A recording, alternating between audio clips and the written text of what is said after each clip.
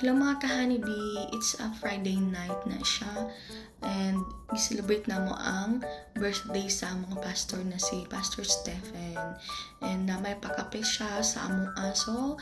Gidala mi niya sa Medina Road din sa may Safian or Safia or Safi.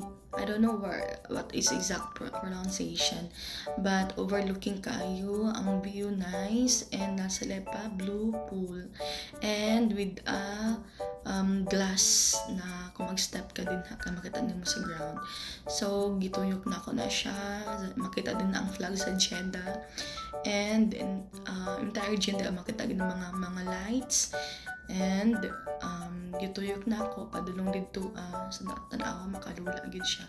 Nadaay mi sa 13th floor sa kanang hotel and aside sa nice view affordable po kayo lang mga coffee and mga frap and also na sila mga foods but kape, gitry na mo ang kape and mga nag-order mga frap.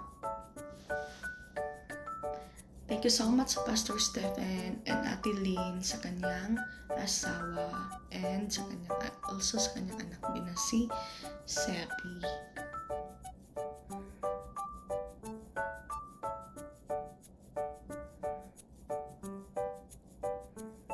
So, shout out to my co-churches, May, Ate Walin, and sa kanyang husband, si Kuya Eman andun. Si Ate Vivian, ayun siya. Pag Bisaya, ganyan mag-uban sa baan kaayo.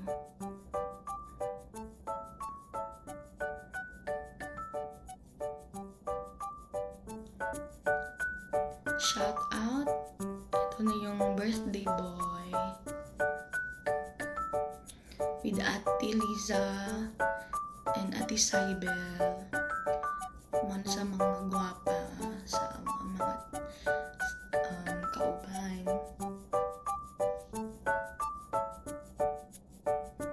Kinakulit kay si Kuya Eman, pwede daw siya maging endorser sa Safian.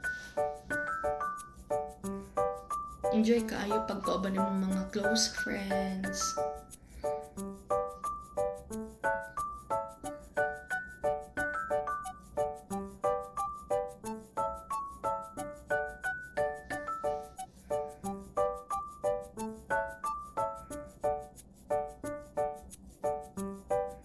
So, da kami nagkapangutan namin kung na ba kay kwarta, dapat di ka ingon nga no. Kung nalaw ka kayo ingon nga nakay kwarta, yes I have.